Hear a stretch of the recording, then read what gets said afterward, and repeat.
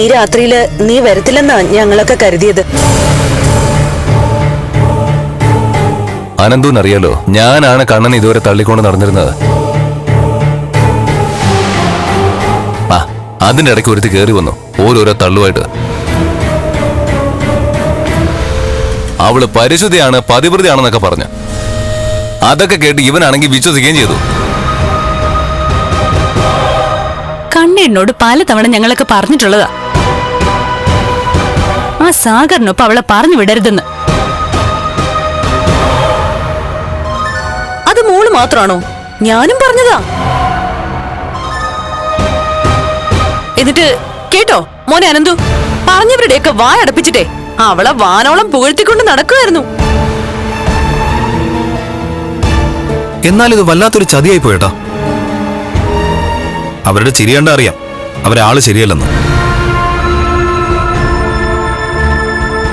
അതെ, എല്ലാരും പറയാറുണ്ട് അവളുടെ ചിരി ഒരു പ്രത്യേകതരം ചിരിയാ, രാക്ഷസ ചിരി.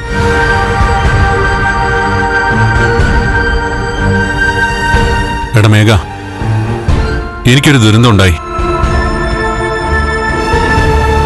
ആ സമയത്താണോ നിങ്ങൾ ഈ കമ്പത്തിന് തിരികെ കൊളുത്തുന്നേ?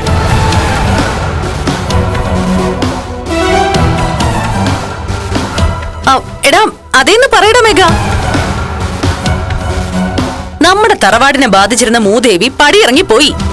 ഇനി ഐശ്വര്യം വരുന്നതിന് മുൻപേ മാലപ്പടക്കത്തിന് തിരി കൊളുത്തിയതാ മേഘൻ.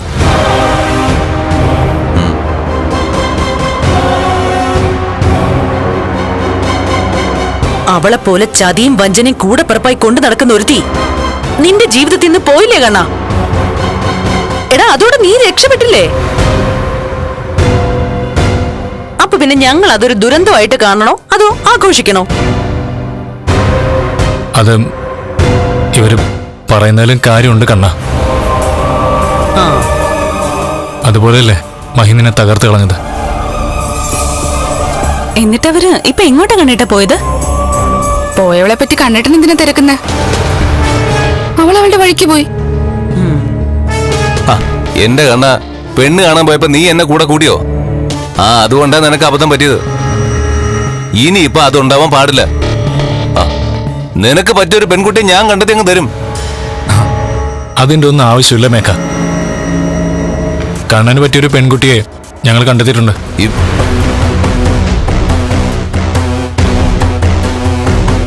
ആഹാ, അങ്ങനെ നിങ്ങൾ മാത്രം കണ്ടെത്തിയേ പറ്റില്ല. എന്റെ കുഞ്ഞിന് ഇനി അബദ്ധം പറ്റാൻ പാടില്ല. ഇവര് കണ്ടെത്തിയ പെൺകുട്ടിയെ എനിക്ക് ഒരുപാട് ഇഷ്ടമായമ്മേ. അതിപ്പോ ഈ പറയുന്ന മഹാലക്ഷ്മിയും ഏട്ടന് ഒരുപാട് ഇഷ്ടപ്പെട്ടായിരുന്നല്ലോ.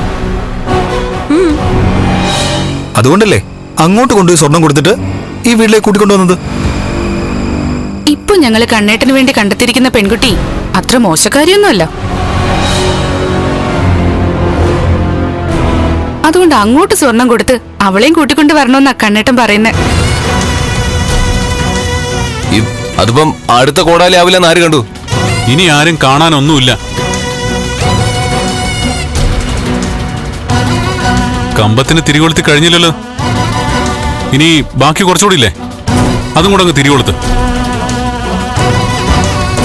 അല്ലെങ്കിൽ വേണ്ട, അതിങ്ങ് കൊണ്ടുവാ.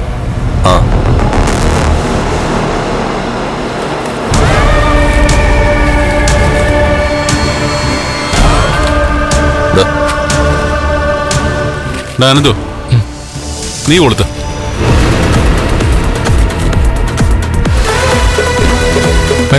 വാ.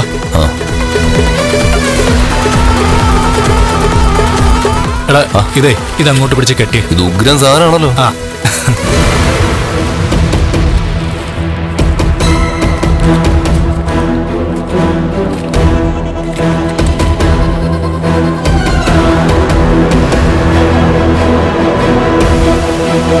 അനന്തോ, കൊളുത്തിക്കോ.